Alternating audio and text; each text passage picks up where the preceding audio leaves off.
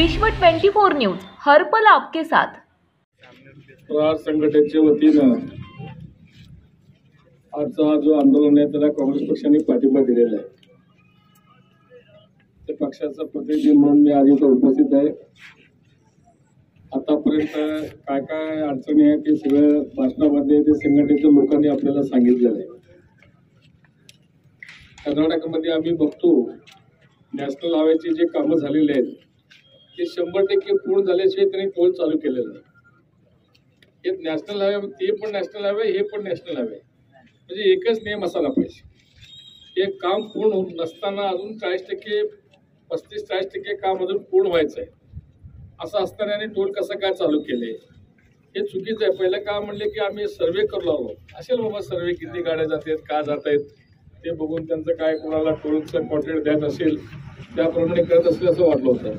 पण नंतर ते सगळं हे झालं ते सगळे, आणि आमच्या तर फास्ट टॅगच्या गाड्या सगळे कट होऊ लागले। ते आम्हाला कळत पण नाही ते पैसे घेतले का न घेतले ते, असं फार लोकांचं होऊ लागलं। म्हणून आमचे त्यांना सांगणं आहे की बुवा तुम्ही तिथं पूर्ण 100% काम पूर्ण टोल चालू करू नका।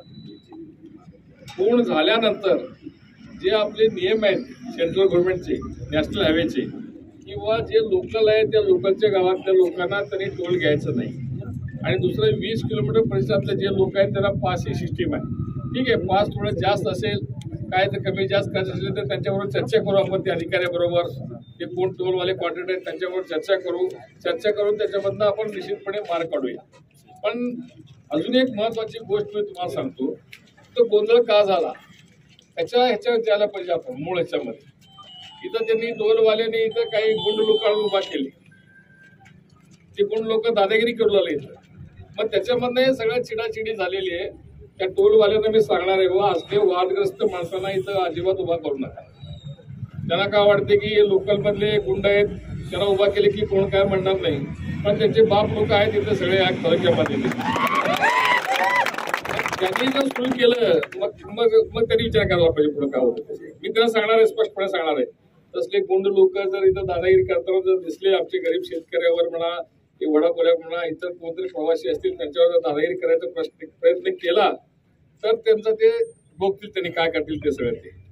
म्हणून मी ते कॉन्ट्रॅक्टरला सांगणार आहे तसले वादग्रस्त माणसं अजिबात या टोलवर दिसता कामा नये। आमची पहिली मागणी हे राहणार आहे। कारण नसताना की गावात अशांत होईल, तालुक्यात अशांत होईल, त्यांना काय नाहीये ते काहीतरी करून जातील, पण निस्त्राव लागतं सगळं आपल्याला पुढे नंतर सगळं ते काय घडलं तर।